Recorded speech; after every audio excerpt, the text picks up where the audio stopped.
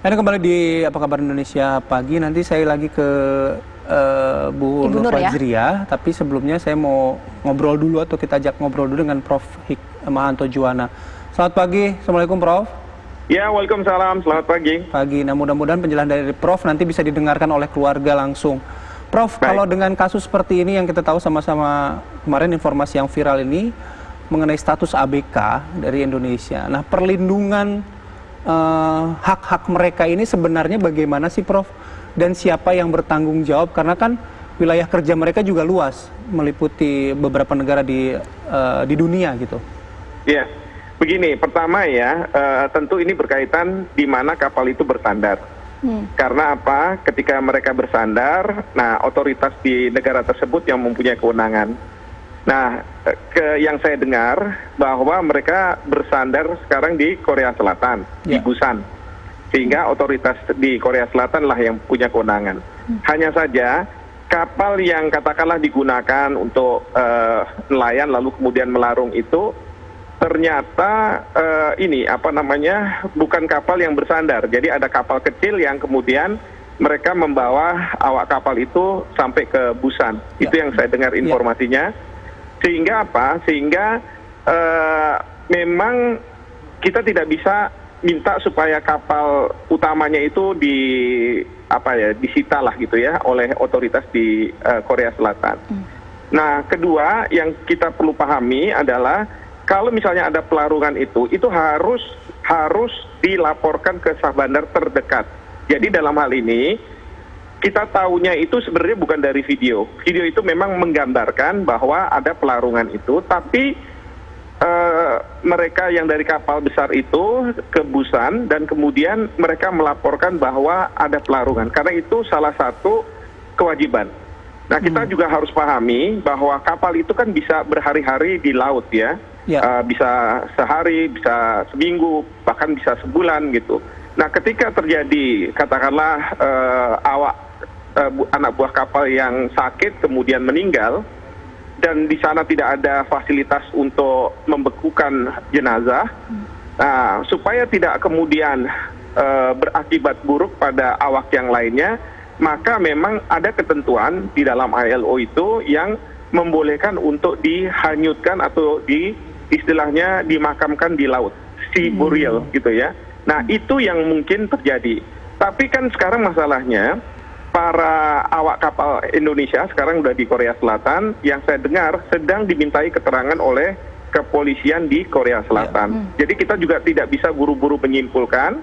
Lalu di samping itu tentu kita juga harus mendengar dari anak buah kapal, dari kapal yang berbendera Cina ini, bahkan juga yang memiliki kapal tersebut. Ya, nah di sini yang saya dengar Kemenlu sudah berkontak dengan pihak pemerintah Cina, karena ini kapal berbendera Cina, tentu minta untuk mereka ini mendapatkan keterangan. Ya, nah kita juga nggak tahu nih apakah kapal ini sekarang berada di perairan mana. Karena kalau misalnya di perairan Cina mungkin mudah untuk kepolisian Cina mendapatkan keterangan itu. Tetapi kalau misalnya kapal sedang berlayar di satu perairan tertentu atau mungkin di laut lepas, nah ini yang kemudian kita harus menunggu, begitu. Nah, tadi berdasarkan apa standar aturan ILO gitu, diperkenankan untuk melarung gitu. Nah, ini kontrak-kontrak seperti ini kan seharusnya dituangkan dalam, atau ketentuan-ketentuan ini kan seharusnya dituangkan dalam kontrak kerja nih Prof ya. Betul. Nah, berhak atau tidaknya dan akses keluarga untuk mengetahui hal tersebut itu adalah sesuatu yang wajib diketahui atau gimana sih Prof? Karena kalau ngobrol dengan beberapa orang ada yang tahu, ada yang tidak gitu. Seperti yang sekarang di Nrekang ini, sepertinya keluarga ini tidak mengetahui ada ketentuan itu. Gitu. Ya. Jadi begini, kalau misalnya soal perjanjian kerjanya itu tentu ada begitu ya. Hanya saja kadangkala perjanjian kerja itu seperti kayak kita membuka asuransi mungkin ya, polis asuransi, mungkin ada tulisannya, orang kemudian tidak membaca begitu, ada tulisan kecil-kecil dan lain sebagainya. Orang tidak membaca karena mereka juga tidak terpikir bahwa mungkin bisa sakit, kemudian bisa meninggal dan lain sebagainya. Nah, harusnya sih ada, satu. Lalu yang kedua adalah karena ini sudah menjadi standar, di mana kalau misalnya kapal sedang berlayar dan tidak bisa berlabuh dalam waktu yang singkat, tidak seperti pesawat udara. Kalau pesawat udara kan dalam waktu hitungan jam bisa sampai ke bandar udara tertentu ya. Kalau kapal laut kan tidak bisa di tengah laut. Nah itu biasanya memang untuk menyelamatkan awak kapal yang ada yang pada saat itu di situ, itu maka diperbolehkan untuk dilarungkan. Kalau saya lihat dalam video itu sedikit gitu ya, saya lihat itu ada seolah-olah kayak ritual, walaupun mungkin ritual agama dari ABK setempat ya, Cina, yang kayak apa namanya pakai dupa dan lain sebagainya baru dilarungkan. Artinya kan jenazah ini nggak dalam keadaan tidak ditaruh di body bag gitu ya, langsung dimasukkan, diceburkan ke laut gitu. Jadi ada prosedurnya, memang dimasukkan ke body bag, lalu kemudian ada ritualnya, didoakan, lalu kemudian dilarungkan, seperti itu. Oke, Prof, mungkin selama ini kan memang sampai saat ini proses investigasi masih terus dilakukan oleh pihak-pihak terkait mengenai kejadian ini. Tapi kalau dari Prof sendiri melihatnya seperti apa sih sebetulnya secara luas mengenai ABK WNI yang bekerja di kapal asing selama ini, mulai dari misalnya pengawasannya, kemudian dari mulai rekrutmennya, itu seperti apa? Ya, yang pasti kan ada 3 hal nih sekarang ini yang terjadi. Pertama adalah terkait dengan pelarungan itu, kedua tentang masalah kondisi kerja, ya, karena dari keterangan ABK mungkin mereka merasa bahwa diperbudak, gaji tidak diberikan sesuai dengan yang diperjanjikan, begitu ya. Dan tentu isu yang ketiga adalah apakah kapal yang berlayar ini berbendera Cina ini melakukan tindakan illegal fishing atau tidak, begitu ya. Dan ini kan tentu otoritas di Korea yang punya kewenangan untuk mencari tahu mengenai masalah ini. Nah, untuk pelarungan memang kalau sesuai dengan prosedur dan lain sebagainya, memang itu sah. Tapi kalau misalnya tidak sesuai dengan prosedur dan lain sebagainya, itu tidak sah. Itu yang sekarang ini sedang mungkin diinvestigasi oleh pihak otoritas Korea Selatan. Yang kedua mengenai masalah kondisi kerja. Nah, kondisi kerja ini juga bisa dicari keterangannya, ya, untuk apakah memang terjadi perbudakan itu atau tidak, gitu ya. Kalau misalnya terjadi perbudakan tentu tidak sah, ya. Tapi kalau misalnya ternyata tidak, ya tidak masalah. Ini lagi-lagi saya sendiri tidak mungkin bisa memberikan jawaban karena saya tidak melihat keterangan-keterangan yang ada. Sekarang sedang didalami. Dan kemudian yang terakhir tentu illegal atau tidak, itu nanti dilihat dari izin-izin kapal ini. Yang pasti adalah kita berharap kepolisian Korea Selatan bekerja, lalu kita juga sudah menghubungi pemerintah Tiongkok sehingga kepolisian Tiongkok nanti bekerja, dan bila perlu kepolisian kita, tapi melalui sistem Interpol gitu ya.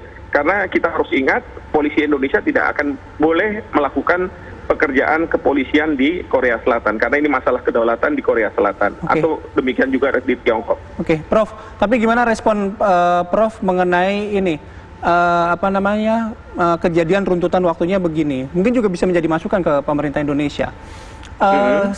Ini kan korban Al-Fatah ini sudah diketahui oleh pihak keluarga meninggal sejak Januari lalu. Pemberitahuan resminya memang sudah ada.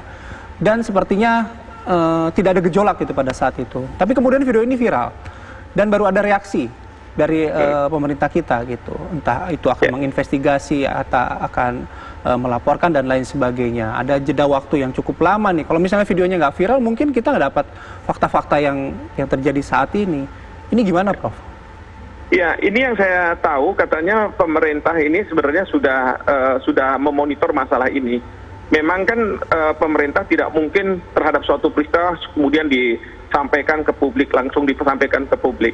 Nah, sekarang ini jadi masalah itu karena ada yang memonitor di media massa Korea, lalu kemudian diviralkan di Indonesia, begitu ya. Padahal sebenarnya pemerintah sudah mungkin saja menjalankan prosedur-prosedur yang seharusnya dijalankan, begitu. Nah, kalau era sekarang ini diviralkan dengan mudah, lalu kemudian masyarakat mengambil kesimpulan mereka masing-masing dan kemudian diramaikan. Sementara mungkin pemerintah sudah menjalankan, nah sekarang tinggal pemerintah mengungkap apa yang sudah dilakukan dan lain sebagainya. Yang pasti kalau misalnya ini kejadian dilarungkannya misalnya bulan Januari dan kapal ini baru bisa berlabuh katakanlah dalam jangka waktu yang sekarang ini dan kemudian dia melaporkan, itu juga kita harus pahami gitu ya. Sekali lagi kalau kita di laut itu jangan dibayangkan seperti kita di darat yang kita bisa dekat ke kantor polisi atau ke otoritas yang terdekat lah gitu ya. Tapi kalau di tengah laut mungkin membutuhkan waktu yang lama dan lain sebagainya, sehingga proses misalnya pelaporan ke sah bandar bahwa ada yang meninggal lalu kemudian dilarungkan itu cukup memakan waktu. Tapi sekali lagi saya juga tidak bisa mengambil kesimpulan karena biarkan sekarang mekanisme otoritas Korea Selatan yang bekerja, lalu kemudian pemerintah Indonesia melalui perwakilannya hanya bisa melakukan pengamatan, monitoring, karena mereka juga tidak bisa langsung berhubungan dengan warga negara kita di Korea Selatan itu yang mendapatkan keterangan-keterangan. Setelah otoritas di Korea Selatan itu sudah menyelesaikan, baru kemudian mungkin kalau misalnya mau dipulangkan dan sebagainya, otoritas kita, perwakilan kita itu bisa mendapatkan keterangan dari para ABK, seperti itu. Oke, baik. Terima kasih Prof. Hik atas penjelasannya pagi hari ini. Selamat bertugas, semoga sehat selalu Prof. Baik, terima kasih banyak. Selamat pagi. Assalamualaikum warahmatullahi wabarakatuh. Tadi sudah ada penjelasan dari Prof. Hikmahanto Juwana. Saya mau ke Bu Nur lagi. Bu Nur?